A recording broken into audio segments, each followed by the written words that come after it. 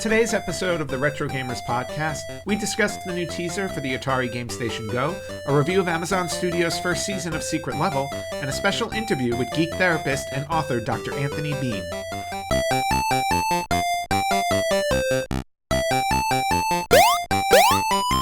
Hello, everyone, and welcome to the Retro Gamers podcast, episode 401. Anthony here. And Rich. All right, Rich, thank you for joining. This is a dawning of a new era, so to speak, on the Retro Gamers podcast.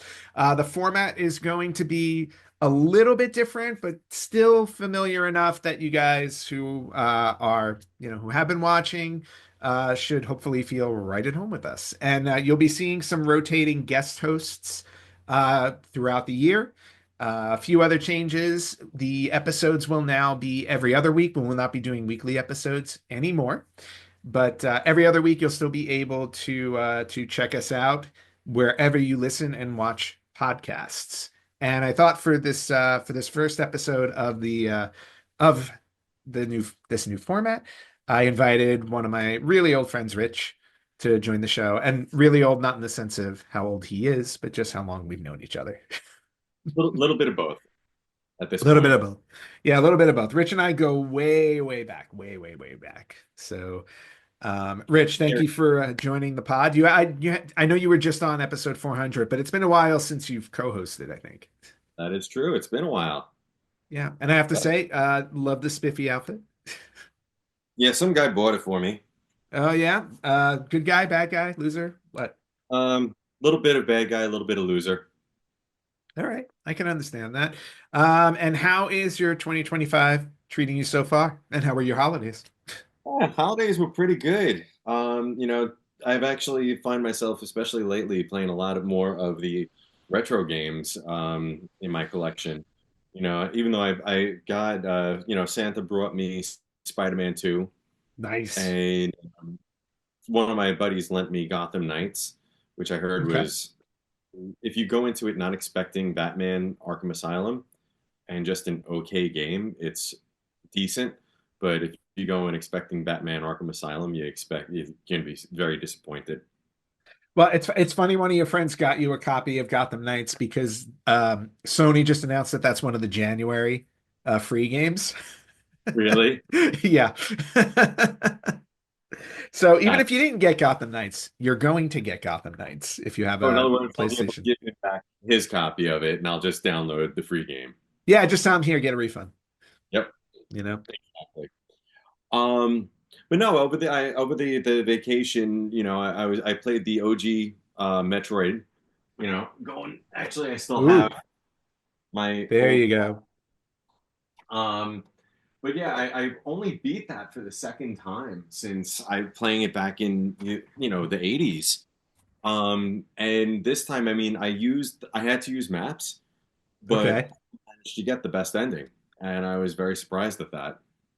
That's awesome. That game, again, to your point, like I remember beating it once as a kid. I don't ever remember going back and trying again. But I definitely did not get the best ending. It took me forever to beat that game because, it was the first one in the series and it did not have a map on it. You just had to remember where you were going. Right, exactly. Yeah. And on the official Nintendo Player's Guide, it was an incomplete map. They didn't have Kraid or Ridley's lairs.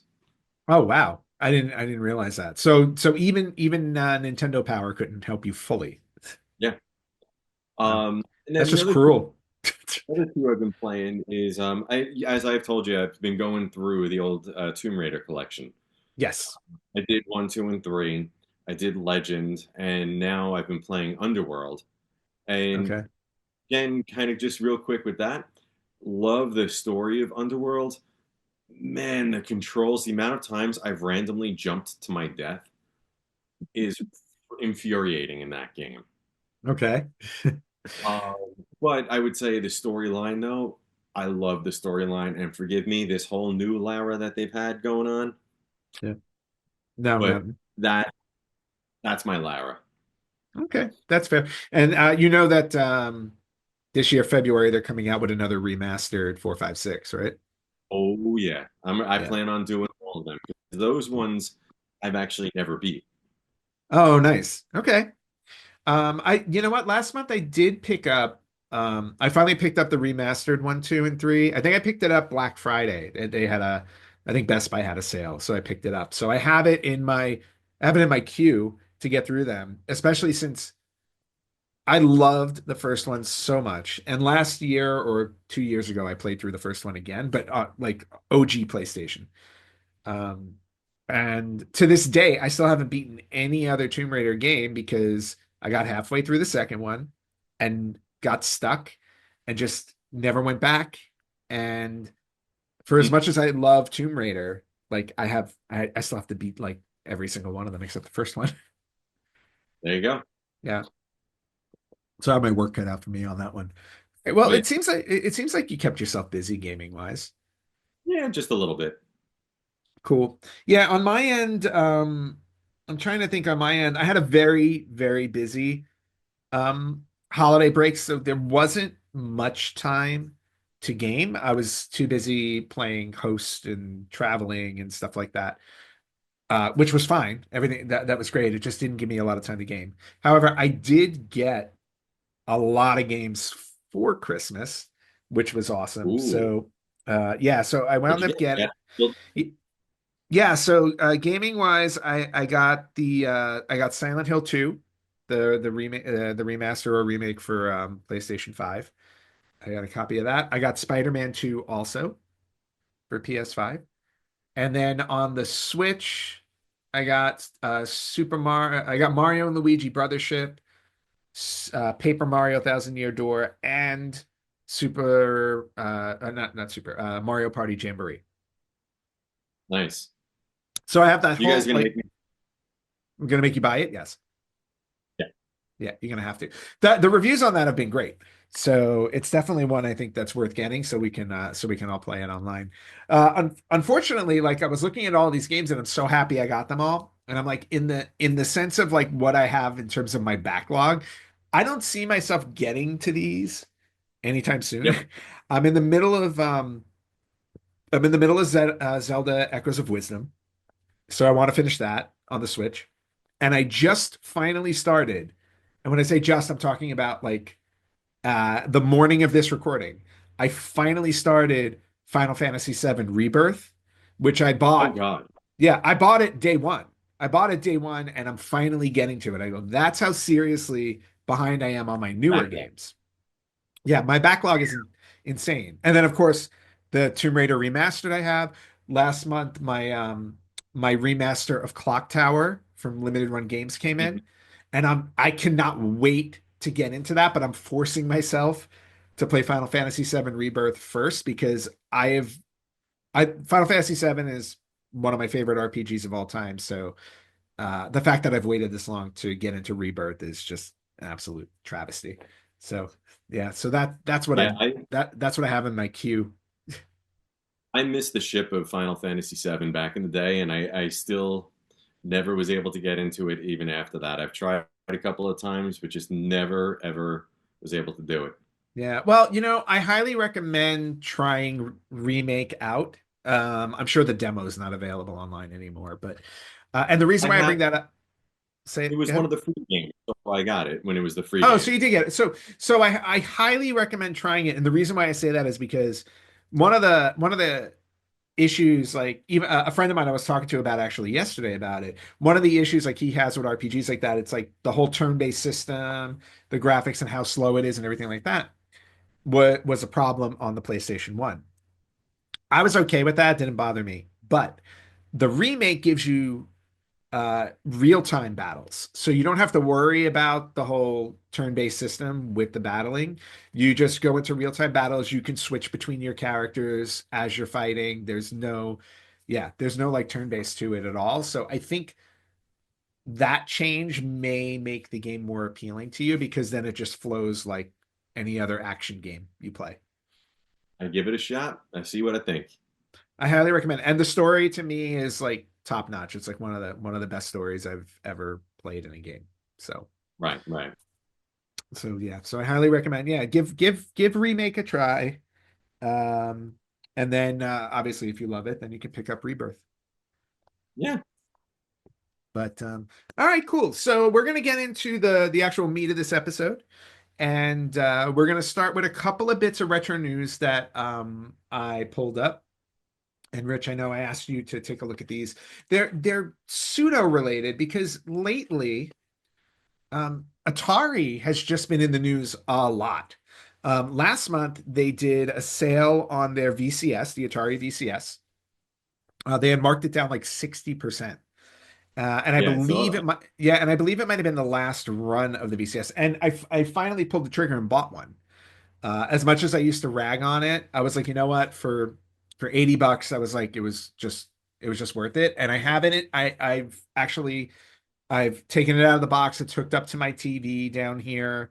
And I signed up immediately with, and the reason why I bought it, the specific reason why I bought it is I wanted to get it for Antstream Arcade, and I know I could play Antstream Arcade on my computer, but I just wanted to get the VCS to have it in my collection, and I signed up with Antstream Arcade, which, by the way, is really fun. It has Yeah, over, I saw you guys, in the chat that we're a part of, sending that back and forth, and ever since then I've been looking at it, and I'm kind of like, ooh, yeah, I mean, it has over 1,300 games just at the ready. It has special challenges, like online challenges that you can do, and it's just very affordable. It's for the VCS.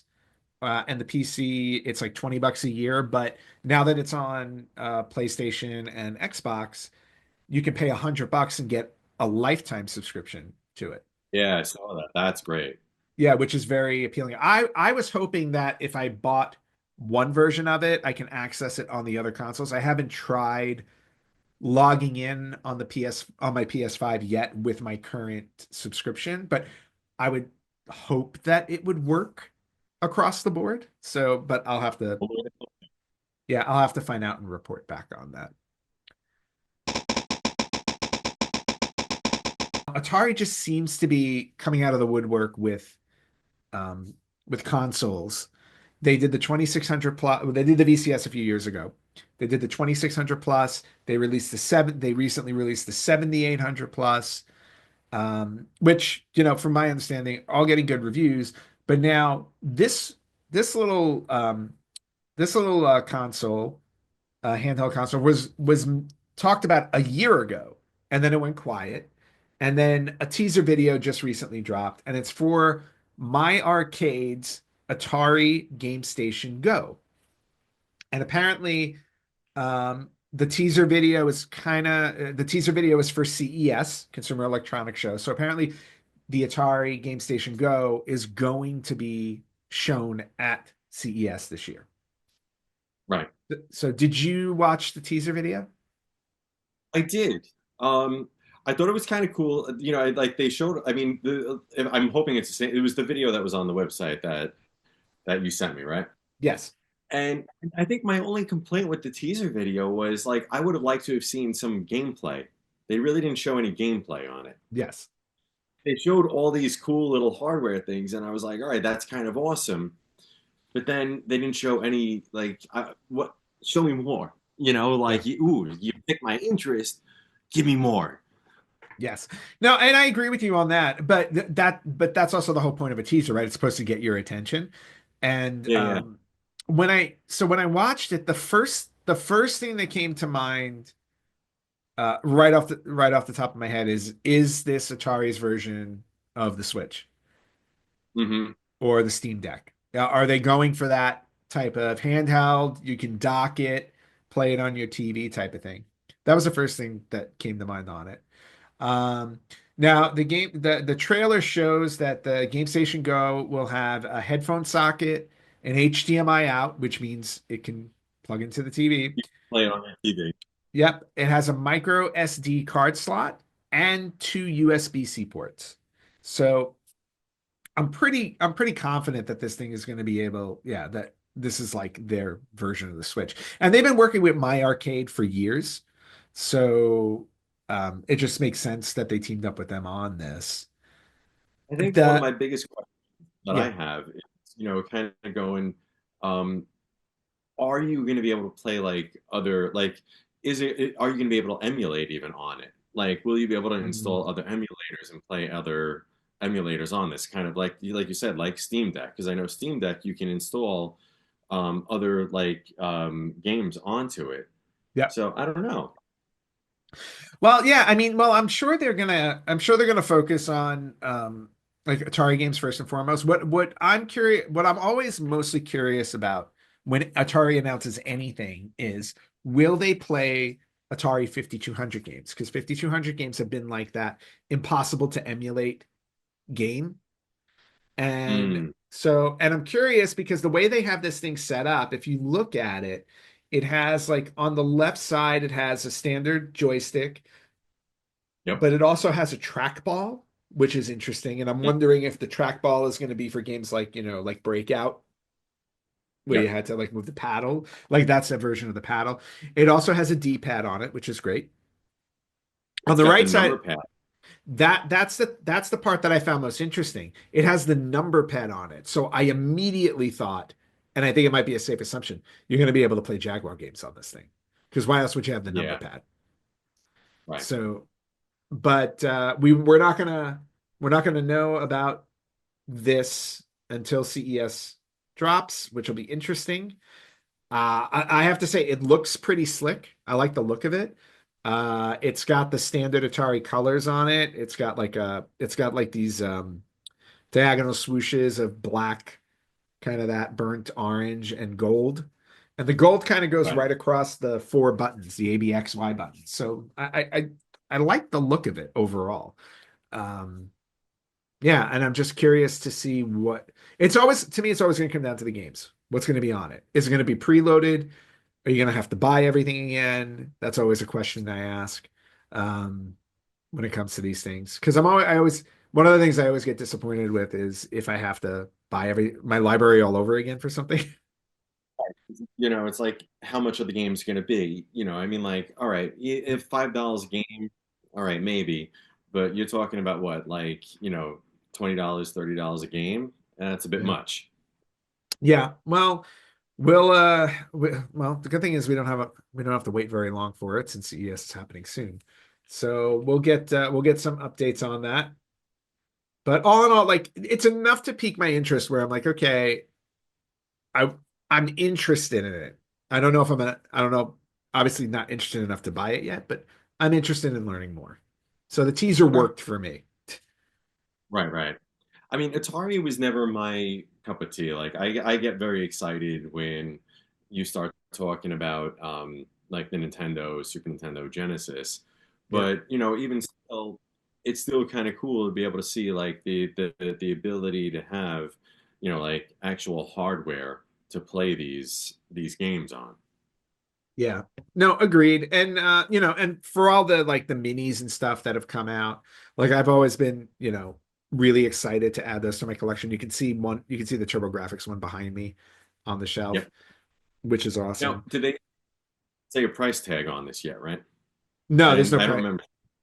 No price on it. Yeah, they're not gonna put a price on it until they get everybody excited about it. Because yeah, I would hate to see something where they're gonna be like here's a teaser video and it's gonna be $200, but you have no idea what's gonna be on it, and it's like uh yeah. So I'm sure we'll hear more about that as more information comes out, but I don't think it'll be right away.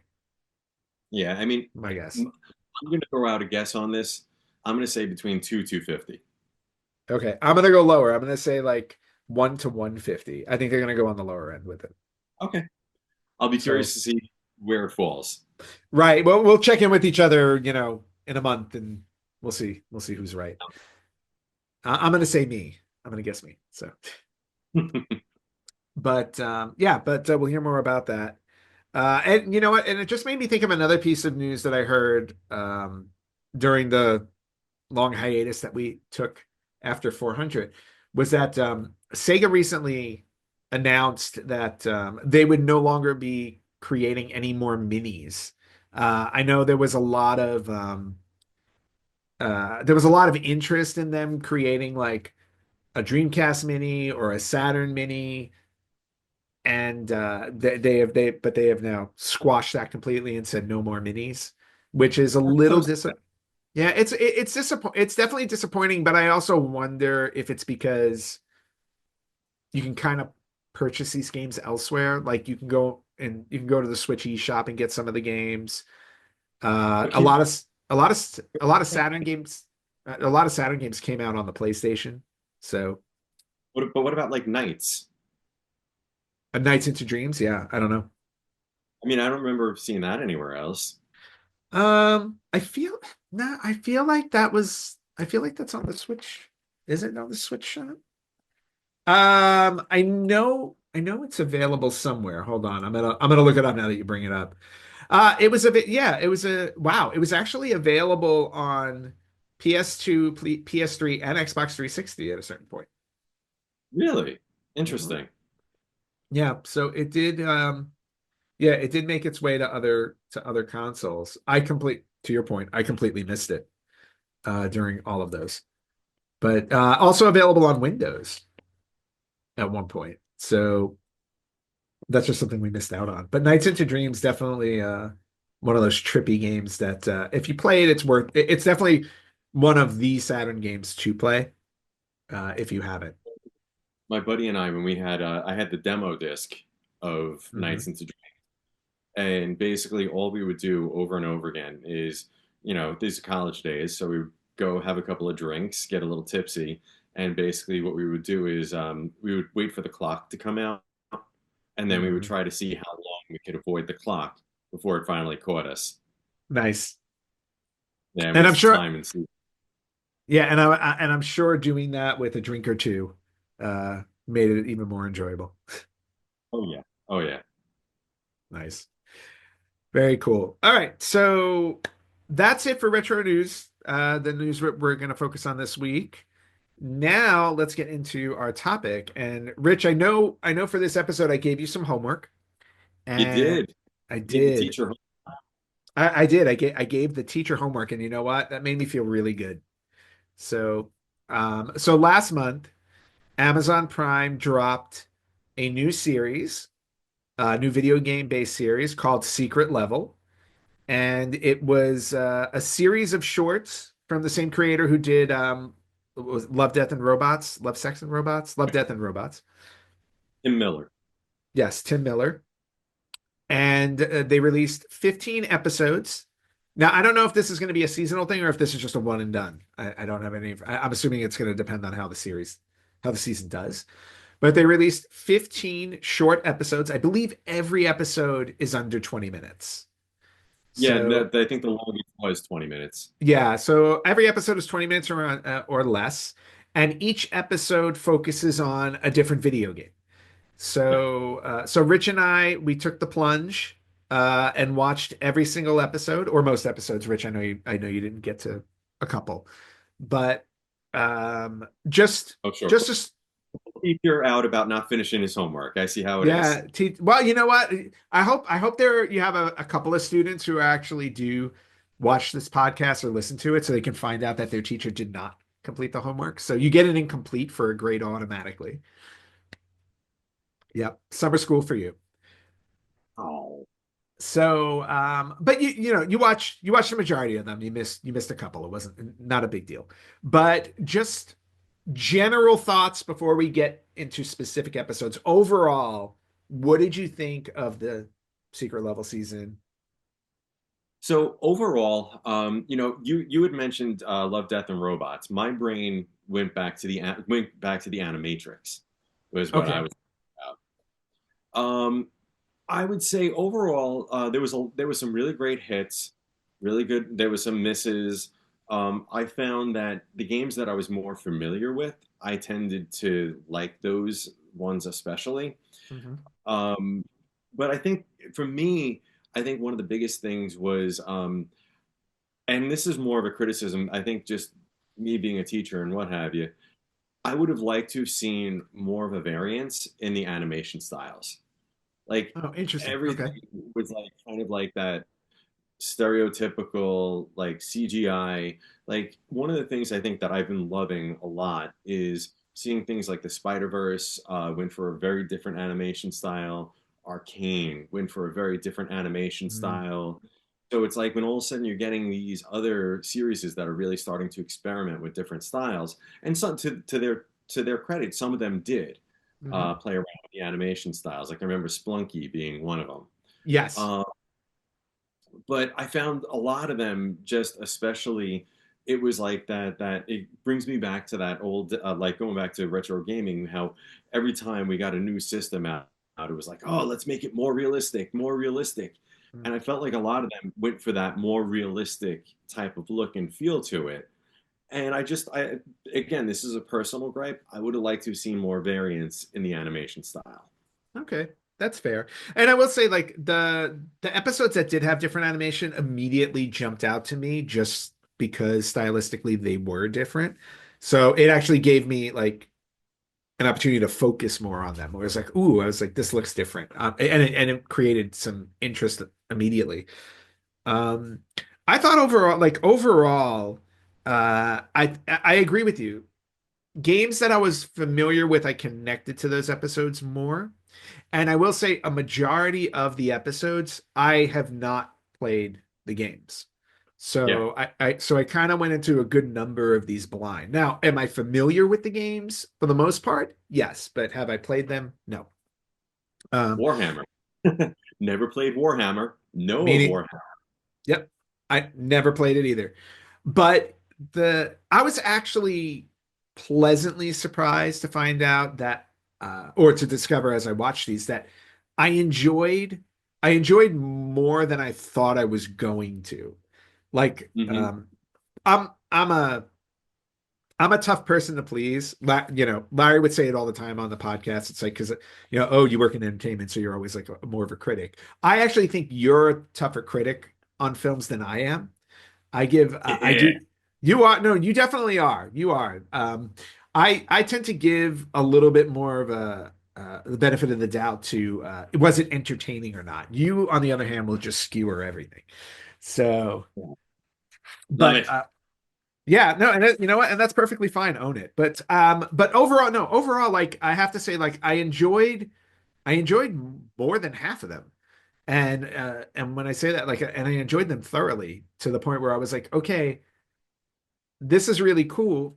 The downside of it to me, though, is that because they were shorts, a lot of them left me wanting more. Hmm. And that got a little frustrating at times when certain ones didn't feel complete. So one of the things going with that, one of the things for me was the it was either like it left me wanting more, Mhm. or it was like one of those things I'm like I have no idea what the hell is going on here. Yes, It was like exactly. either of the two, and I felt like there was very little in between in Yep. terms of that. Yeah. So what would be like, do you remember one that jumps out where you just had no idea what was going on whatsoever? Uh, let me take. I got my list here. Let me take a look at my list. Yep. Um, I have mine as well, so we can, because I have I wrote a few notes on each episode, and we don't have to go like episode to episode by episode. the last one. I forget what the name. I just literally wrote down what it was, but the one with the girl riding the bike, the messenger one. Playtime. Playtime. I was like, what? Like, it just felt like Ready Player One to me, Hmm. and I was just kind of like, okay, like I don't know anything about like what this was from. I mean, it was cool seeing the cameos, and I was Yes. excited about that part. But like in the grand scheme of things, I was just very confused about like what was supposed to be happening in this. Yeah. Well, to me, I felt like Playtime was, I almost felt like they purposely put that episode last as like a coda on the season of Hmm. like, this is what gaming is about in a way. You jump into a game, you do these cool things, and then, it's this whole other world. Right. And especially in that one, because like her goal was essentially to go back home to where she grew up and where she fell in love with gaming. So I honestly just thought it was like kind of a love letter to gamers. And for Right. that message, I thought it was okay. Like I thought to your like I didn't think it was one of the better episodes. But I Right. thought the message of it, like I got the message where I was like, okay, I go, you're making this connection to, you know, where you fell in love with gaming and how you connected to gaming. And for that, I was okay with it. But going with that, like, and this is one of the things that bothered me, and I guess this is me being again being the harsh critic, is I'm watching it and it's like she's given the address and she didn't recognize her own address at the very Yeah, beginning of the episode, and I was like like I can tell you exactly the address of the house that I grew up in, yeah. and I know you the same. Oh yeah, exactly. No, no, no. And I get that. And that's one of those things where it's like, instilling a plot device for the sake of the plot device. And I don't know if that was because we were it was the video game character who was given the address, so you can kind of maybe explain it away. I don't know. But I agree with you. I go that that is kind of a plot issue. So I guess my question changing a little bit for you is which was the one that really kind of stood out to you that you really enjoyed? Okay. So if I went with like I said, like half of them I actually wrote down like what I liked, like how much I liked them. The the best one for me, like the one that stood out the most to me, and I think it's probably just because it catered to my taste more and with how cerebral it was. Honor of Kings to me was my favorite. You and me both. Oh You and wow. Okay. That's yes. awesome.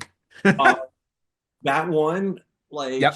that to me, and it's funny because I talked about the Animatrix. It felt very Matrixy to me. Yep. I kept thinking about the second Matrix, Reloaded, when Neo meets the architect, The Architect. Mhm. and I was like, "This is a better version of that sequence." Yes. Like, this was so freaking cool, and like, if you ask me, this would have been a better ending to the Matrix than the ending that we got. Agreed. 100% agreed. And what I loved about this episode was that again, all of these episodes were 20 minutes or less. It felt to me like one of the most complete episodes they had. So Yes, it to me like this was a great standalone short film. yes, Like start to finish, I understood exactly what was going on. You gave me a reason to care about the character. yep, Yi Ching was his name. yep, You gave me a villain yep. to root against, and for something that was a simple, and this is what I loved about it too.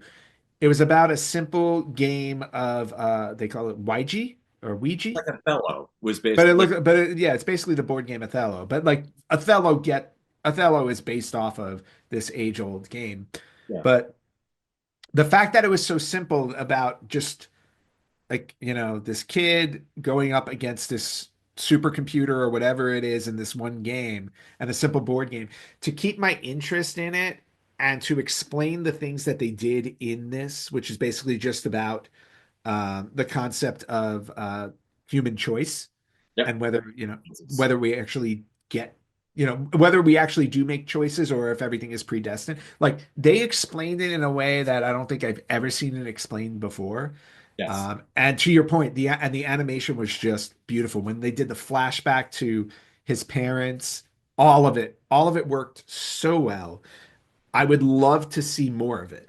The movement of the city, how things were Yep. just shifting. Yeah, that Yeah. give me a series on that. I would Yeah. actually. Yeah. Give me a series like that one to me would either be a good series or just a great animated movie. Like, it just popped in my head. It gave me a little bit of did you ever see Kubo and the Two Strings? Oh my God, phenomenal! Absolutely phenomenal. One of my favorite animated films of all time. It kind of had a little bit of a vibe of that. So Yeah. so yeah, so like Honor of Kings to me by far my favorite, and I'm glad you agree. Like we actually have the same favorite. Okay, I want to go on the opposite side. Yes. Which one, in your opinion, was the worst? Was What the did you not worst. like? Which one did you like the absolute least? Uh, Hold on, let me go down my list here for a second. Yep. I'm actually probably gonna say um, there's a couple that are just coming up to me here. Hmm. I would probably have to say I'm gonna give two for two different reasons though. Okay. The first one was Outer Worlds. I thought that one was just horribly depressing. Outer Worlds. Okay, yeah. That was a depressing one. That like the experimentation and how his like undevoted like his devotion to the girl. Yep. I was like, oh man, and just seeing what he does and goes through, and I'm just, and then you get to the end, and again, not no spoilers or anything, but it just you saw Memento, right? Yes. It's like, do I lie to myself to make myself happy? Yep. Kind of like that, and I was like, oh man. Yep.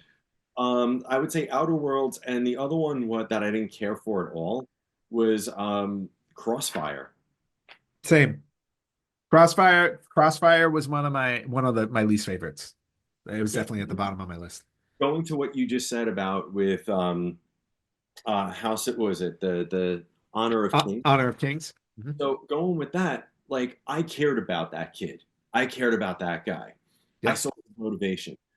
I didn't care about anybody in Crossfire. I Nope. was like, and again, just to kind of jump into like something, because again, kind of going with similar type of content, if you will, you have these two factions fighting each other, trying to get the box or his briefcase, whatever.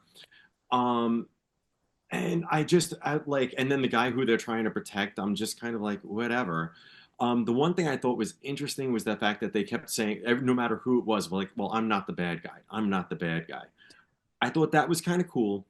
But on the flip side to it, I thought the Unreal Tournament one, Yep. which you had something almost kind of similar where these factions are fighting each other.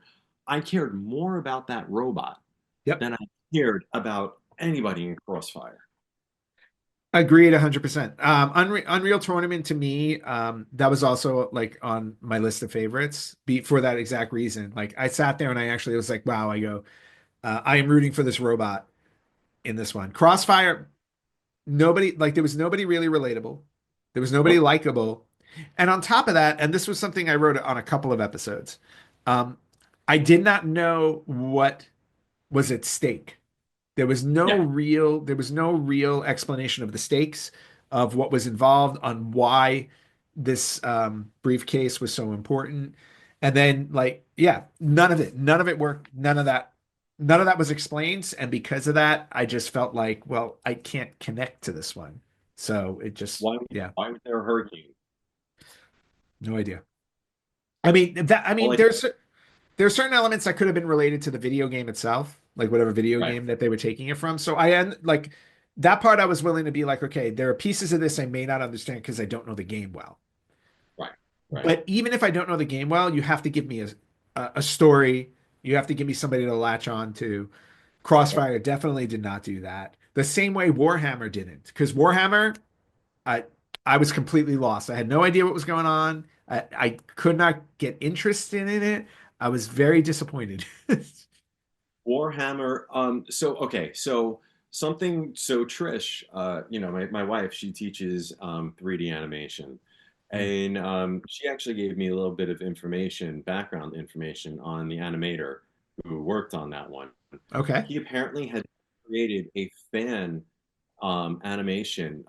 animation of Warhammer, and actually that's how he got this job. Oh And wow. I was, oh wow, that's actually kind of cool. Yeah. Um, yeah, like Warhammer, I thought it was violent, like absurdly violent. And again, like I get it in terms of relation to the games and what have you, but like just sitting back, I'm sitting there and I'm like, I don't care about any of these people. Um, and the other thing that Trish, because Trish was watching them with me, and especially with Dune, the Dune movies have just recently been, come out, the remakes. Yep. Like this was so heavily influenced by Dune, from the idea of no fear, Mhm. to the idea of the religion, and I was just sitting there like, wow, like you could just see Dune's influence on this entire thing, but Dune does it so much better. Well, Dune also tells a story in 2.5 hours, not in 15 minutes. So Granted. Yeah, and for something as massive as Warhammer, because Warhammer is just, this massive thing. Like to be able to try and squeeze a story within that finite amount of time, it's just so challenging. And unfortunately, this is probably an episode, and I wrote this down. This is one of those episodes where if you play Warhammer, you might get it and you might relate better to it because you have some type of backstory already to it. But if you do not, you're just kind of lost, and that's how I felt. You know which one I loved and I was surprised because of the liberties that it took with it was Pac-Man. It's funny. I was curious to get your thoughts on Pac-Man because Pac-Man's the one that's I'm very, very conflicted on. So what did you think about Pac-Man? I love the fact that Pac-Man was the villain and that the Okay. ghosts were actually like there to try to keep him in there. I just love the fact that the liberties that it took with the idea of the concept, the idea of the cloning and like taking this person and just eat more. Like it was really to me, it was really interesting how they incorporated the idea of the maze and how Pac-Man is trying to get out of the maze. Yep. And it was extremely dark. And I wouldn't say it was my favorite, but in terms of like how it just took the source material, Mhm. which is just you're this yellow dot, yellow circle going around a maze eating ghosts, Yep. and told a 10-minute story with that and made it so dark and twisted. I was like, ooh, that's cool. All right, cool. Well, I'm glad you enjoyed that one. Like I said, I keep going back and forth on it because I love it when there is a different interpretation of something one you wouldn't expect, especially something like Pac-Man, because how do you how do you take such a very simple game and make a story out of it? So like I like that they swung for the fences on it.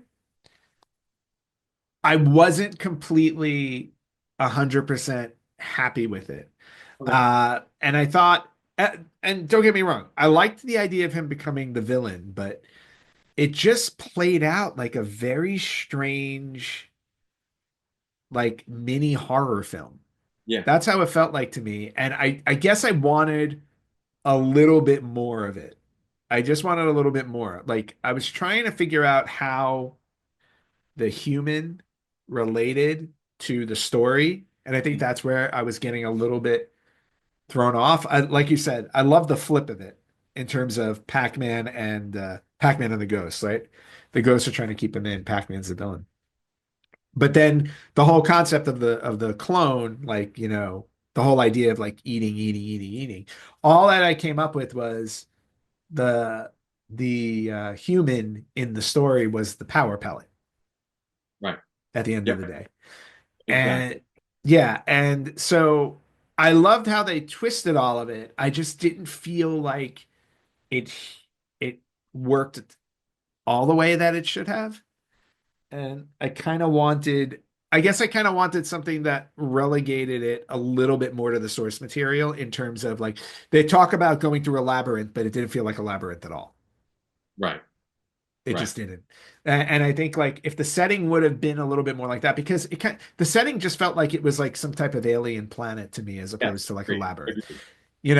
And they put touches in there of like, you see cherries and like, things like that. But I guess I just needed a little bit more grounding in there Mhm. for it to work better. So once again, moving on to a different one. What were your thoughts on Mega Man? Mega Man, I actually like was I think I put that on one of my that was on my list of favorites. And because it was essentially, and again, this is one of those ones where it was like, it was an origin story Hmm. to me. It was a great origin story, a great start. I want the rest of the movie. Yes. Agreed. Literally, that's exactly how I felt. I was like, I, it felt to me like I got the Spider-Man movie, the very first Spider-Man movie with Tobey Maguire. I got that movie in 15 minutes, but I want the other hour and a half. Yes. No Agreed. question. And they did such a good job with it. They did such a good job of setting it up. I wanted more. I Well, really did. I heard so many people said they didn't like it, and I Really? went to it kind of going like, I guess expecting like terrible, and then I was like, no, this is Mega Man. Like I thought, by the way, also something else I thought was interesting is, I mean, this anybody who's a fan of Mega Man knows this, but I thought it was kind of interesting they still called him Rock. Yes. Because I know, like, if you're not familiar with it, you're like, wait, Mega Man, Rock, what's, and you might not get that connection. But I thought that was really interesting, that choice to still call him Rock instead of calling him Mega. Right. And for those who don't know, the Japanese version of Mega Man is called Rockman. So that's where it comes from. I thought, yeah, but no, no, no. Overall, like I thought it was great. The one thing that threw me a little bit was I didn't expect them to play him off as a young kid. I Yeah, thought he was going to be older, so that was a little throw. Now, granted, he's a robot, but that part threw me off. But outside of that, everything about that worked so well. It was great to see them focus on just one robot, Bomb Man, in yep, in this instance, because again, for a short period of time, if they just kept throwing stuff at you all over the place, it would have been a mess. So I yep, really like the fact that they kept it very, very confined. yes, yeah, I also like the fact that you don't see Dr. Wiley yeah. because you didn't need him to tell this part of the story. I like the design of Rock. I thought he looked great, and especially Yep. when he finally gets into the armor, I thought he looked great. Yep. Yeah, no, everything about it was great. Again, I want more though. And Yeah. so like this is one of the yeah, so I'll table what I want to say about that part.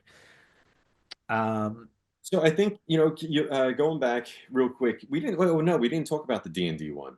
We did not talk about the D&D one, which So which should be of interest to both of us since we have yes, D&D origins from way back when.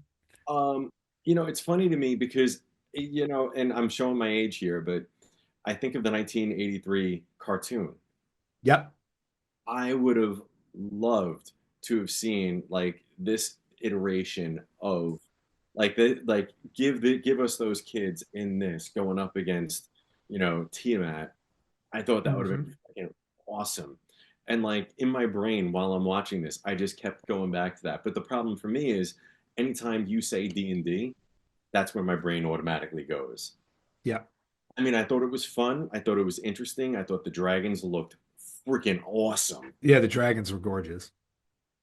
I mean, what was your thoughts on it?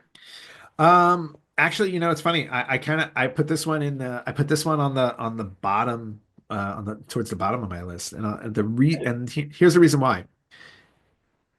A couple of things. If you were watching the episodes in order, which is what I did. I did Yeah. not like pick and choose. I started right at the beginning.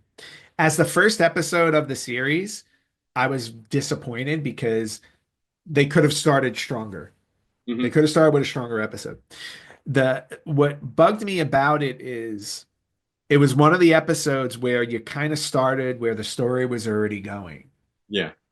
It didn't so and because the story was already going, I kind of felt like I was playing catch up. Yeah. Yeah. And it was off-putting for the first episode of this of the show. And it never and then as it started to get interesting and once it started to get to a place where I'm like, okay, I'm finally starting to get into it, credits. Right. Right. And I was just disappointed because I'm like, I was like, I wanted to see, I was finally getting interested to see what I wanted, to see what was going to happen. And you cut it off. And I'm like, okay, I go, so that this one was kind of lost on me. Mm. No, I could get that. Again, you watched them in order. I watched them out of order. Yeah. So I didn't start with this one.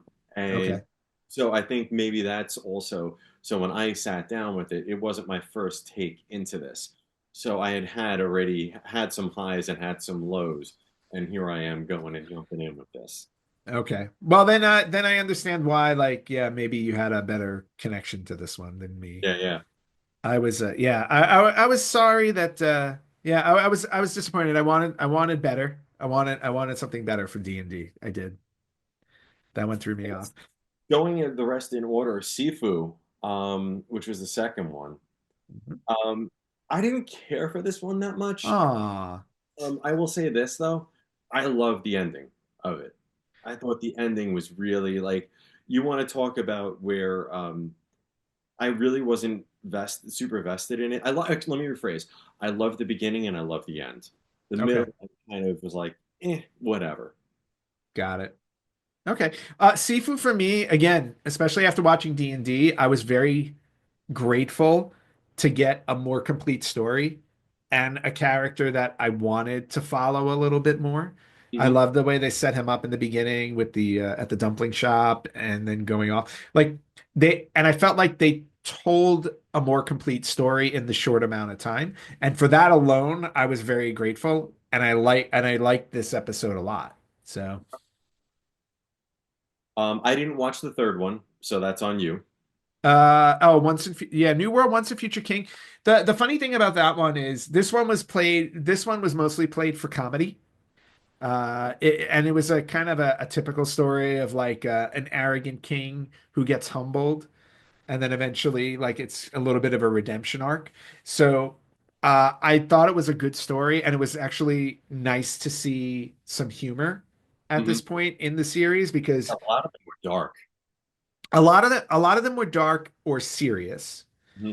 And so there were very few where I felt like they got to be playful, and this was one of the ones that did get to be playful. And for that, I felt like it has a good place in the season because you need those breaks from all the Right, serious stuff. right. Um, like you said, with especially like to your point, like Outer Worlds to me was very dark. Exodus, I thought was a dark one too. We didn't Okay. talk about that one. And I enjoyed that one too. That was the one with the father chasing the daughter across Yeah, time. that was another one I didn't care for. You know what it was? I think part of it was the math of everything. The math threw me too because I kept doing the math and I'm like, wait a minute, wait, these people are really old. And eventually I think I just had to turn my brain off. Mhm. I mean, I thought it was kind of again, I thought the ending I thought was strong, but the whole chasing, I thought it was just very weird Hmm. to me, in my opinion. And it disconnected me. Okay. Yeah, see, I kept my focus, I think, on the father-daughter dynamic, and for that reason I really enjoyed it. I had to turn off my brain to the time travel part, where it's like time is different where people are, and I'm like, okay, there's no easy way to really explain this. Right, Even just posting it, like, oh, it's been 2 years for him, but 15 years for her, and I'm like, yeah, I'm like it again for a short. It's really hard to wrap your head around that and follow it as you're going along. right. So I can understand your concern. Yeah. And I think, and then I talked about Splunky. I liked the idea of the animation, that the fact that it was Mhm. very different from everything else. Yep. Uh, but again, and the idea, the message of just don't give up, just keep going. But again, it took a very dark and depressing turn at points, and I was kind of like, okay. It did, but at the same time, I thought that they did it in a fun enough way Mhm. that I didn't feel like it was a very dark episode, especially when you give the whole concept of in this place you live forever. So it's like, so even though people are, even though like your main character is dying multiple times, it's not permanent. And because of that, like there was this like fun element to it. So I was able to just kind of enjoy the ride Okay. along with the message. Yeah, yeah, yeah. So yeah, so that one was definitely fun. I did enjoy that one. And that one also felt like out of all of the episodes, until I got to playtime, that felt the most video game like to me than any other episode. Yes, I would agree with that. And to me that was really cool because I was like, this is cool. This is video game. Hello. And we My have a new. cat, yeah, my cat always likes to make a make an appearance. I was very disappointed. No cats in any episode. Yep. Since we'll No bring that stress. up. Yep, there were no cats. But um, but yeah, I think that covers all of the episodes with the exception of the ones you did not see. I know we just talked about New World. Um, Armored Core was interesting just because, and I know you didn't watch it yet. The main character was Keanu Reeves. Really?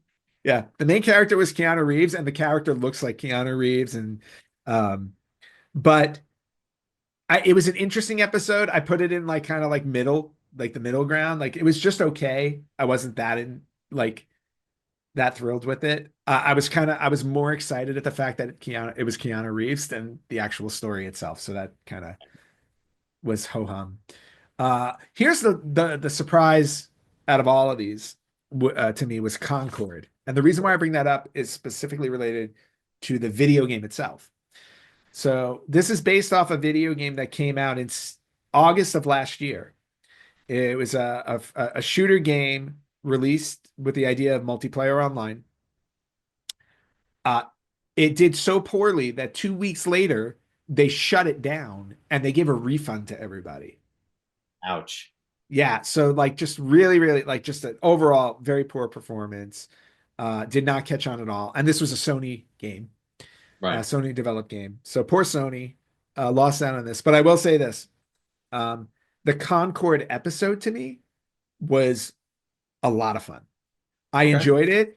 It had a very Guardians of the Galaxy vibe to it, which was just cool.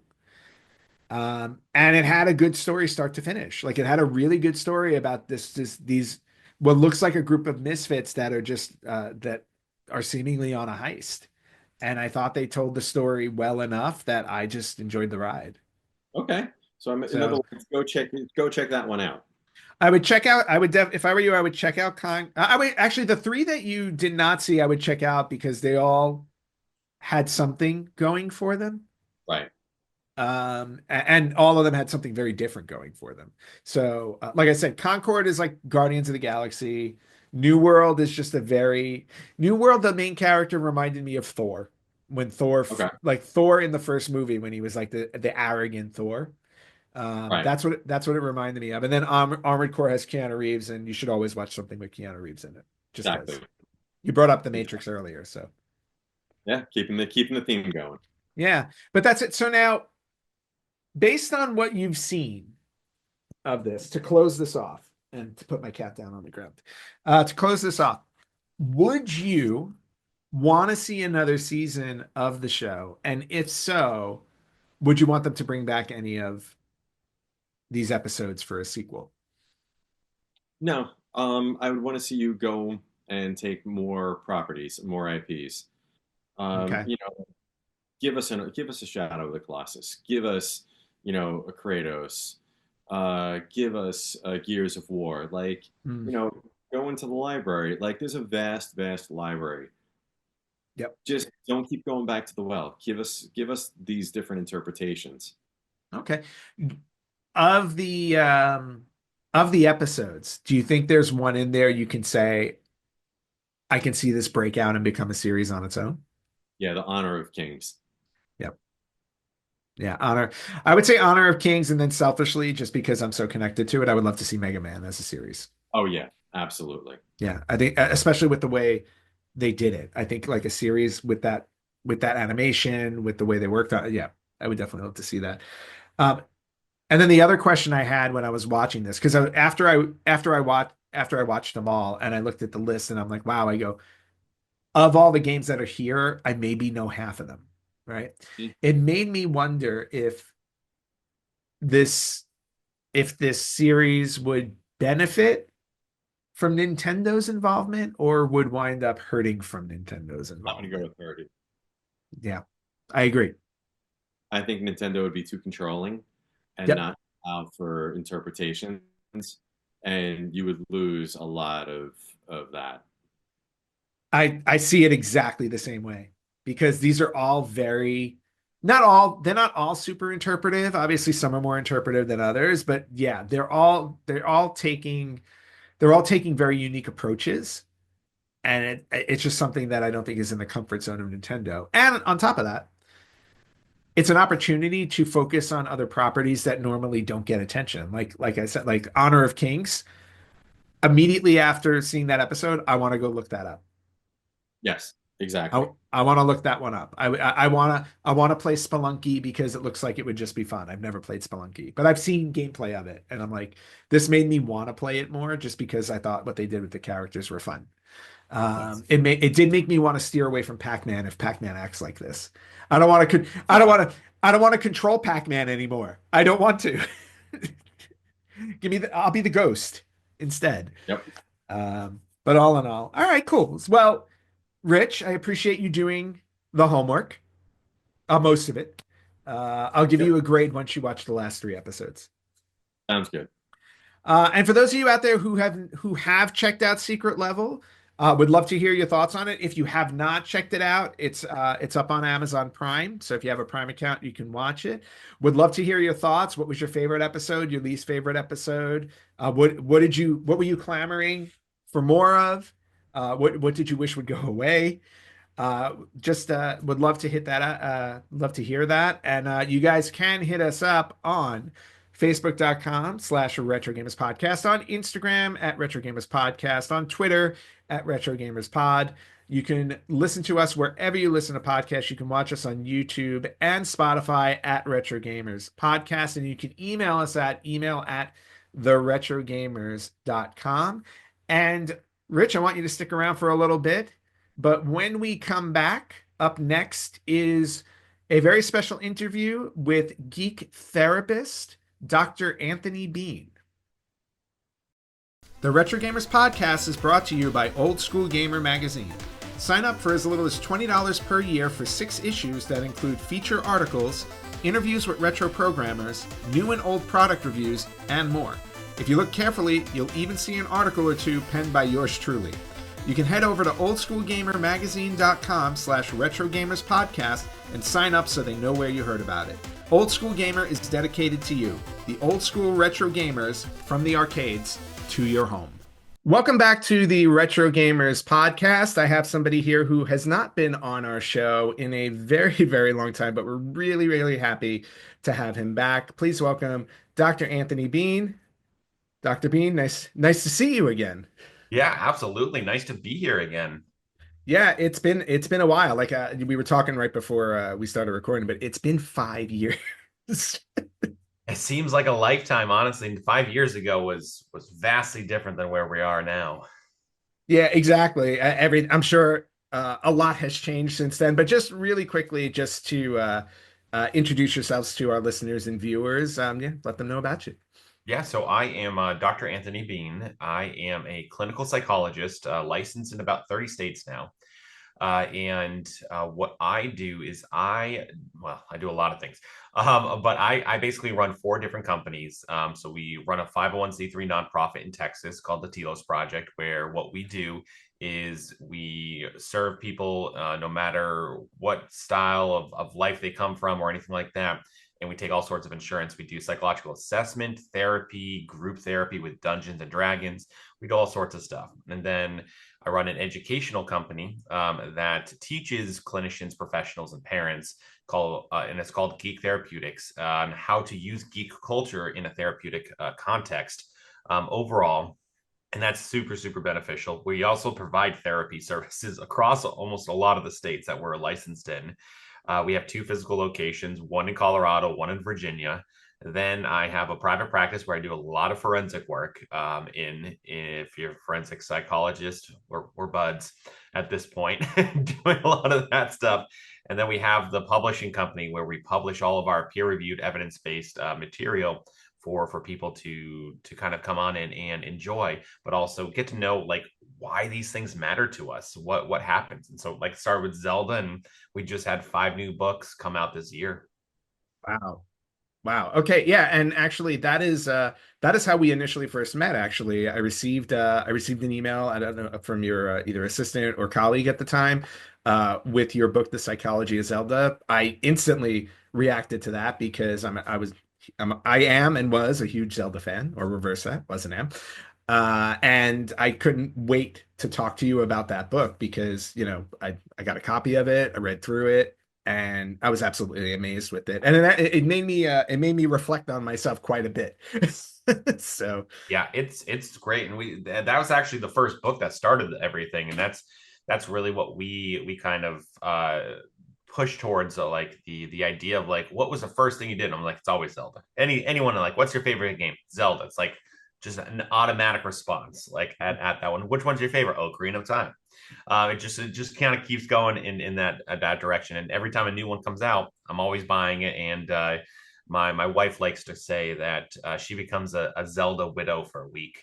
Oh, As I wow. go through and beat the living crap out of Nice. it. Well, wait a minute. I would say only a week with the last two, because like Breath of the Wild and Tears of the Kingdom, I think you might have had to put in a little more than a week. When you're playing about 12 to 14 hours a day and you take it off of work, yeah, no. Oh, wow. It's Okay, so you I are prepare. hardcore. You are Yeah, I hardcore I dedicated. prepare. That's insane. I wish I could take a week off to plow through those. But I but save my yeah, vacation time when every 4 years just in preparation. you are a smart man. And so where did you start with your with your gaming background? Like how far back does it go? Whew, I had one of my earliest memories is a 3 year old being 3 years old and playing a NES game called Adventure Island. Oh, And wow. now a lot of people have had that. They know what that game is. And if they know, you're just a caveman on a skateboard throwing axes at things that are in your way and jumping over rocks. And that was to this day, I still have that game because Nice. it just has a good nostalgia factor. Well, hey, nostalgia is a thing. I mean, that's why we have this show. And so then you go all the way back to the NES, obviously, with Adventure Island. So I'm assuming you started Legend of Zelda way back when the first one came out. Adventure of Link, I have it, and I have them both in gold. Nice. I Yep. have one. You can see one over my right shoulder, I think. And if Hmm. I lean, you'll see the other one behind my head. Yep. Yep. So, as and of course my shield and swords back there. So huge Zelda fan, obviously. I went and got a whole Link real metal sword and everything. It weighs about 30 pounds. Oh, wow. And so it actually has the whole scabbard and everything that you can go like this. And just waiting for my 8 year old to get strong enough to be Link. To wield And he that. gets to run around with a sword. Well, if you have I don't know if you have a backyard, you can put it in like, some type of stone in the Yeah. backyard with the symbol and everything, and then you have him discover it when he can lift it. Yeah. I like this. We're gonna mix that, and we're gonna have to get all of the different spirits involved too. Oh, I would love to see that. I think that would Yeah. be amazing. So with your work, just switching gears, how did you decide to combine psychology with gaming? Like what brought you to that? Ooh, so I first fell in love with psychology in high school, and I originally went to my undergrad as a what is it called? Pre-architecture, pre-engineering major, and then I actually took a psychology class in undergrad, and I'm like, no, I want to do this. This is much more entertaining for me. And so I ended up going in that type of direction based upon high school slash first year of undergrad college, and in everything like that kind of went into managing a little bit more about like who I was, how I understood myself, how did I kind of get going, and so through undergrad, it just kind of like psychology and games, and I actually created an entire club at my college, the Dance Dance Revolution Club, and we got funded from the college to buy Wii's and other stuff like that that have been, um, excuse me, really beneficial. So we started off with a group of like 5 guys. We're like, hey, we want to do this. We're gonna have fun. We ended in our senior year with 250 people playing across Wow. 5 different rooms, and it was crazy to kind of see that one kind of come on into play and see how it all went. But it was ton of fun, and so I've always felt like video games are a good part of ourselves that can kind of help us understand ourselves, but also kind of help us engage different parts of ourselves in a way that is healthy, a way that we can understand it in a visual. A literal aspect, and it's a way that we can process parts of our lives that sometimes there aren't really skills, or there really isn't a lot of opportunity in our different lifestyles to experience stuff. And so video games give us that opportunity. They give us that ability to feel better about ourselves, but also dive into deeper parts of what we may not be able to be aware of, or bring up our unconscious and our different parts of ourselves. Well, yeah, and that's a really fascinating part of it because I always wonder, and again, just to turn it inward for a second, I always wonder if I like the choices I make with the games that I play, like what is the connection between, the ones I'm picking up to play and my psyche and which ones I will play all the way through and which ones I'll just throw aside. Like, you know, I feel like there is that type of connection, but obviously I don't know what that connection would be depending on the game I'm playing. Like, for example, I'm a huge Dead by Daylight fan. Now, I've been Mm-hmm. a horror nut since I was a kid. I still play it regularly, but I play it for the social aspect because I have a lot of friends that play it that live on the West Coast. I live on the East Coast now.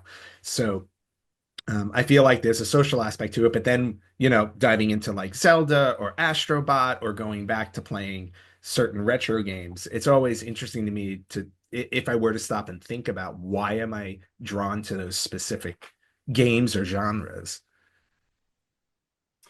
Those are important things to kind of like think about. So when I did my dissertation for my doctorate, we actually looked at the personality characteristics of, like, say, World of Warcraft players. As like, Mhm. are there different characteristics that happen to gravitate towards different genres of play, but also different types of characters and classes and everything like that. And we actually did find that different classes played different aspects of the game in a Mm. different unique ways, and that's really what kind of gravitates us towards different styles of play, and those styles of play have actually become a much bigger topic. Like Nick Yee is one that has kind of come on in and talked about a lot more of, we play games in a very specific manner for very specific purposes, and our motivational profiles are very much based upon the concept, um based upon the concept of, if we know what we are wanting in the way that we play, we're searching for something very specific within the game, and we're going to do it, whether it's like combat, whether it is a collection based mechanics, whether it's just socialization, whether it's PvP versus PvE. So there's a lot of different parts of who we play, why we play, that are very helpful to kind of know why we do that. And I think that's really where that mythological archetype that we kind of talk about sometimes comes into play when we play these games. And that's because when we play them, there is a lot of benefit for us, and we're gaining something out of it. We're playing as an archetype that we can't do in our normal life. Like, normal life is a little boring sometimes, Mm. most of the time. And so games themselves allow us to experience a different part of ourselves. The same idea of, like, when you watch anime, when you watch something else, you're looking for something that's out of the ordinary. You want to experience a different part of the world that isn't normal. And who the heck wouldn't want to have the ability to cast high level magic spells, or have these short sword skills that are out of these world, or something like that? I'm sure that if you threw most of us into like an isekai scenario, that most of us be like, yeah, I'm going to go this one route until it's perfect as class, and then I'm going to go into this other one. Then we're going to treat it like a video game. That if I keep on going in this path, I'm going to master it. I'm going to surpass it, and I'm also going to make sure that we understand ourselves through that process, because all of us are going to choose something a little bit different to start on. Some of us are going to be like, I need to get swordplay up. Some of us will be like, I got to get magic up. Someone's like, I Mm. want to be an archer. And that's what video games and other all sorts of geek culture kind of helps us gravitate and understand more about ourselves, because it helps us form a frame of reference to understand why that game is important, why that class, why that play style is important to us. Yeah, and it reminds me of how like we normally connect, like just to use another medium, like film, the way that we connect to characters in film and how we relate to them and how we kind of live through them. We get some type of catharsis from them and whatnot. But video games offer that opportunity where it's hands-on. You're actually directing the play. So there's more of a connection. I always find that there's more of a connection when I'm playing a game than watching a movie in that Yeah. sense. Yeah. It's something where it becomes more interactive, and that's Yeah. really what you're playing around with. The concept of that interactivity is where a lot of us feel a stronger connection, because when we watch stuff, we're like, yeah, well, I'm entertained, but I'm not part of it. When I am watching something and having a controller, an interaction phase with the components, I'm actually enjoying it a lot more. I'm having a lot more ability to help direct my play, direct my intentions, but also really find a little bit more about ourselves. Mhm. Yeah, and yeah, I agree. I definitely agree with all of that because that's exactly what I feel like when I pick up my controller. Yeah. So, but let's talk about there's been a lot of change, obviously, in the last 5 years. You've talked about different offices of stuff like that, but tell us a little bit about the Telos project. Yeah, so the Telos project, what we do down here in Texas, we are 29 employees now. So it's grown. I think in 2019 we're probably like 13. So in 5 years we've grown pretty significantly. It doesn't seem like that much, but let me tell you, running a business and growing that much in 5 years, Mm. it's pretty extensive. Um, so what we've kind of done down here is we've created a safe haven for people of any stride of life, and we have people that are very low on the SES. We have people that are very high on the SES. Social economic status is Mm. SES. Okay. And so when we go and see people, we see them for therapy. We see them for group therapy, which we do a lot of Dungeons and Dragons groups. Which is, if you haven't jumped into one, go find a therapeutic game master, someone who's certified in it, and man, it is gonna rock your world on what you can do in that.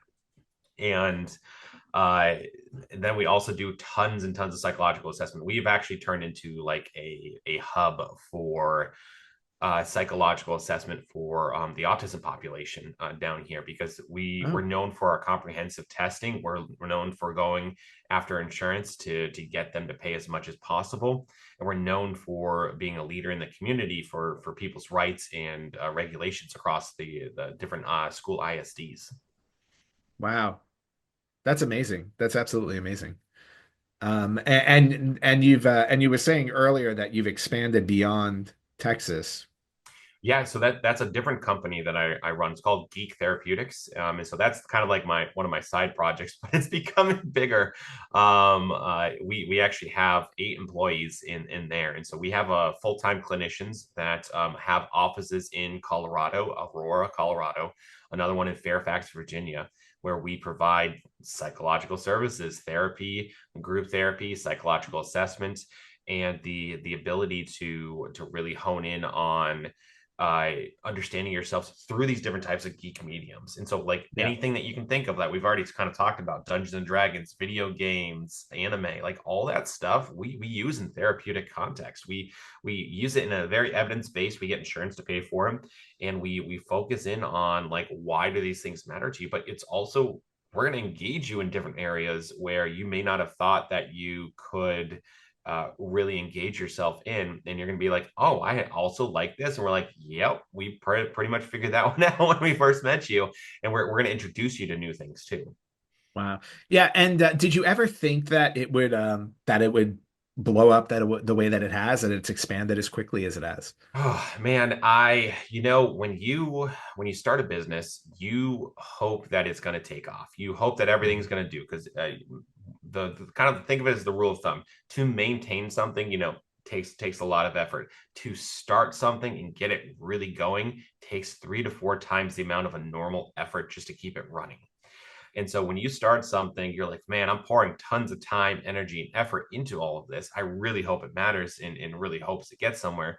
And I've actually had to temper the growth this year, because Wow. we were growing too quickly. And one of the things that happens is that if you grow too quickly, you open yourself up to like falling down much quicker.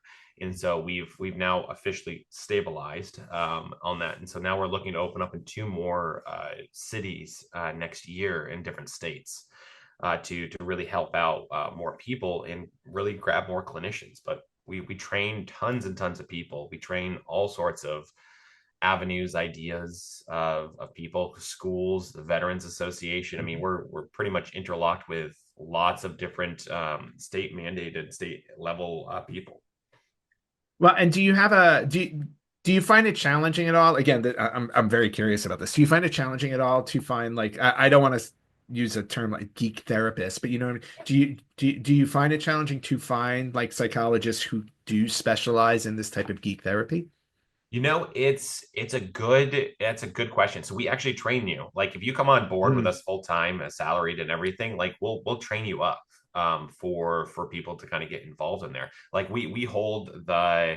um we hold the trademark for a certified geek therapist because we want to protect that. And we want to make sure that you're trained properly so you don't so someone our world, our therapeutic world is always usually in what's the right way of putting it, kind of like in turmoil where people will get bamboozled into seeing someone and they may not be a licensed therapist, they may not have the qualifications for it, and so someone who might be geeky and nerdy, we welcome all. Mm. But we also want you to be trained on how to do this stuff and how to do a treatment plan. So one, you can get it done by insurance, you can get reimbursed by insurance, but you can also do this in an evidence-based manner and not something that is out there that could cause harm. Because anyone that in our field would know, if you try, like if I'm not trained in EMDR, so if I was like I'm an EMDR therapist and I went and tried to do it, I know like three things about EMDR. I would probably cause harm in a lot of ways with that. I would never do that, and so that's one of the reasons why we focus in on how can we get you trained up, how can we get you there, and then everyone that we've talked to has gone through our programs. They fill up so quickly. Like I'm like, I can't even get you on board because you fill up your Wow. practice so quickly when you become a certified geek therapist. Wow. It sounds like all of this is like a good problem to have, you know? It's a I good think. problem to have. Yeah. There's yes, it's overall it's a good problem to have, but it's also kind of a little unnerving that you have to temper the growth a little bit. Yeah, of course. Let's switch over to some of the books that you've written. Now, I know, like I said, we've talked about the Psychology of Zelda. That was that was way back, I think, on episode 129. And we're sitting here, this is episode 401. So, like I said, it's been a while. But obviously, like, you know, I've looked on your on Amazon and you have a nice slew of books. You said yourself you put out 5 books this year. So do you want to just, I know this is a total gloss over, but just a quick gloss over of the other games and topics you've covered? Yeah, so since 2019, we have covered the psychology of Pokemon, the psychology of Final Fantasy. I've done a parenting in Geeks books, which has won a couple of awards. Like how do you parent Nice. your kids or understand kids in schools and administration components. We brand it um, as a parenting book, but it really focuses on like how do we have really good conversations around understanding why trading card games are important, Dungeons and Dragons, video games, and all those different types of things. We've done the Witcher, My Hero Academia, Psychology of Dungeons and Dragons, The Last of Us. Um, we did a gamer's journey, which is done by Daniel Kaufman, which is fantastic mythological perspective of why video games matter to us. And we've also done Elden Ring, which if you're an Elden Ring Oh, fan, wow. you definitely want that one in your repertoire of that one. And then we have 5 more coming out next year, and we just announced our four for the year after. Wow. Okay. You know, there's no shortage of books. Yeah, I definitely have to say I have to get back into the one you just mentioned about the mythological journey. Like that one sounds really interesting to me. That and Pokemon. The Pokemon one I would jump into. Final Fantasy as well. Yeah, Those are we definitely still have some of standouts. the hardcovers left. They're limited edition hardcovers for that. We still have some of them left, but we sell out of them pretty Okay. quickly. Well, and if you don't, I know you don't know me very well. I am all about hardcovers. I love them on my bookshelf, so I'll definitely look out for those. So, in terms of gaming yourself, now, you know, Anthony being the gamer, which by the way, best first name ever, right? Anthony. Right? You can't go wrong with it. No, no, you definitely can't go wrong with Yeah. it. But um outside, obviously you've been very busy with your practice and your expansion and everything like that. But what are you playing right now? And let's outside of Zelda, obviously. What are you Yeah, playing? that's a good question. So right now I'm actually playing Pikmin 4. Okay. Which is a little bit. So my first Pikmin game, I had no idea what the heck I was doing. And so I lost all my Pikmin really quick. And I didn't know. I was Okay. like, what is happening here? Like I didn't play, like I picked up someone's game and I was like, I don't know what's going on. And it definitely caused some problems in some different ways, to say the least. And so I was like, I'm gonna try this. So I picked up Pikmin 4, and I was like, oh, this game is so easy, so fun. So there's really exploration of understanding ourselves a little bit differently. I also picked up Skyrim again, because you can't Okay. go wrong with playing Skyrim. You know, someday we'll get a new Elder Scrolls game. Someday. Well, yeah. Thank you, It's Bethesda. on the list with like GTA 6. Like keep Yeah, holding your right. breath. Someday we're gonna get something, right? And then I also play a lot of Helldivers, too. Okay. So All right. That's a really solid list. Now, in terms of just retro gaming really quickly. I know Zelda is always going to be on the list. We're going to put Zelda aside as hard as it is for you and to be honest me to do. But when you turn back into retro gaming, where do you go? Like what are the games that you get drawn to even you, today? I love Diddy Kong Racing.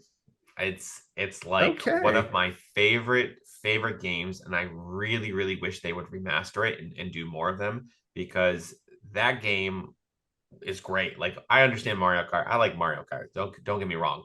Yeah. But man, when you can be on snow tubes and airplanes and all this other stuff, like why haven't we done this? What's stopping us here? Like this just feels like this is a gold mine for us to Yeah. have more Diddy Kong Racing stuff. I would love to have that back. Um, the other stuff that I play is Ninja Turtles. I have the full sets and that and Mega Man.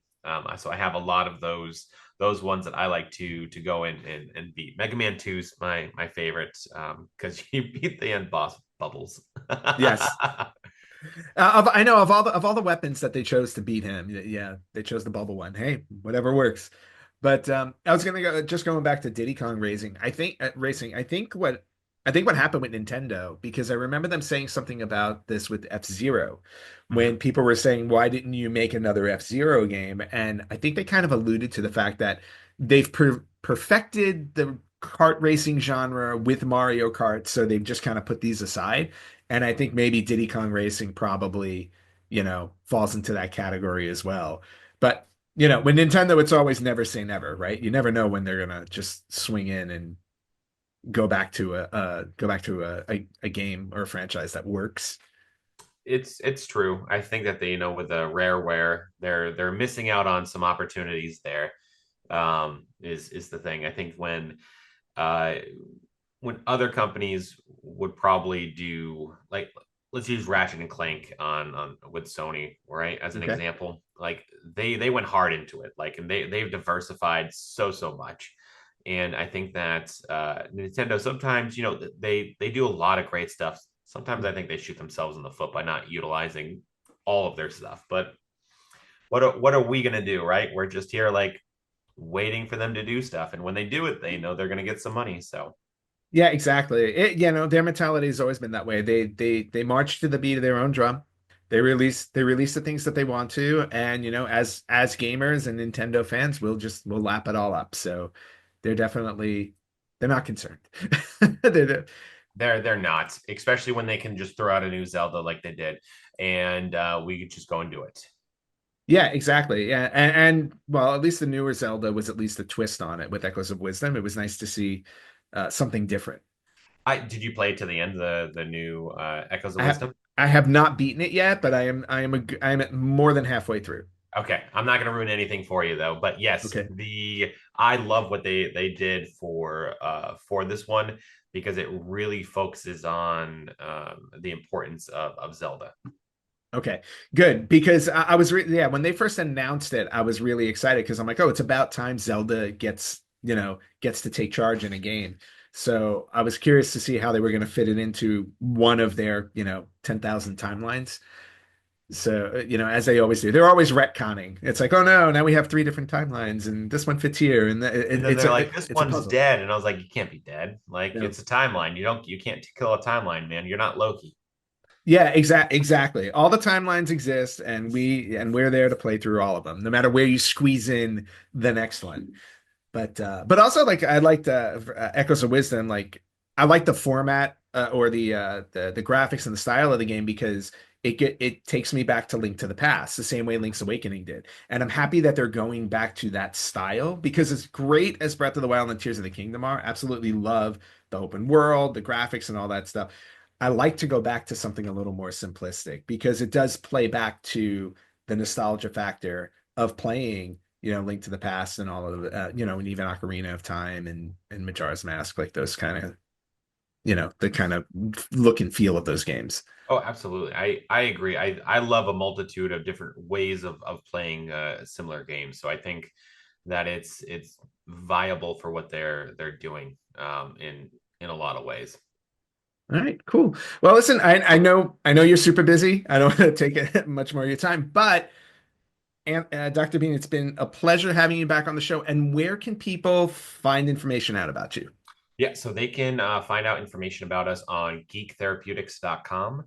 That's therapeutics, so think of it as therapeutic. And that we're online on all social medias on that one. I'm also online as Video Game Doc on all social medias also. And that they can send an email over at anthonymbeen.com.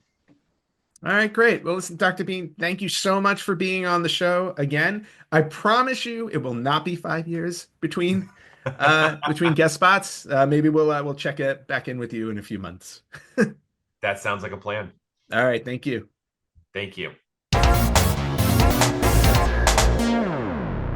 All right, well, this is the end of our episode. Before we go, Rich, as part of the new format for the show, Okay. Um, I am going to ask you to give me my game of the week. Normally, what would happen, Larry and I used to pick a game of the week. We would both play it and, give our thoughts on it and everything like that. Since we're going to be having rotating guest hosts, now I want my guest hosts to give me a game of the week, and then I will play that live on Thursday nights on YouTube. Everybody is welcome to join me there for that. And then I will give a review the following week. And since there was no game last week, since this is a new format, you are up. You are the first person to give me a game of the week. So I had one which I was originally going to give you, Okay. and I thought it would be good because of you with the horror. And I was like, no, no, no, no, let me not Too go easy. there. What is it? Too easy. Too easy. So then I said, all right, let me go with one that I love and has been mentioned a number of times on the show. And I'm like, no, no, no, no, no. I'm pretty sure you even played this possibly for the show. And I don't think I've ever remember you talking about this last one that I finally came up with. And this is the one I'm going to give you. A Boy and His Blob. Ooh, okay. Boy and his blob. Now, yes, I was a fan of this game. I actually bought a limited run games release of A Boy and His Blob when they put it Yep. out. It is still sitting in a shrink wrap. So Perfect chance to play. perfect opportunity to play it. We're talking about the NES game, obviously not the Game Boy one. So, okay, so this week's game of the week is A Boy and His Blob on the NES. For those of you out there who have a copy, give it a play. Check it out on Thursday. I'll be playing it on YouTube, and we'll see how that goes. Rich, thank you for the recommendation. That was a good one. And with that, we're gonna call it a day here. So again, for those of you out there, well, we're happy that you're continuing to listen to the Retro Gamers podcast. You're going to see a lot more from us moving forward. And you can find us on Facebook.com/Retro Gamers Podcast, on Instagram at Retro Gamers Podcast, on Twitter at Retro Gamers Pod. Listen to us wherever you listen to podcasts. Watch us on YouTube and Spotify at Retro Gamers Podcast, or email us at email@theretrogamers.com. Rich, thank you again for choosing to co-host. Thank you for watching Secret Level. I know that was a tall order, Yeah, it was fun. and I'm And sure you'll be back again. Thanks for having me. It's always great being on here. Yep. And once again, thank you guys for listening and watching, and we will catch you next time on the Retro Gamers Podcast.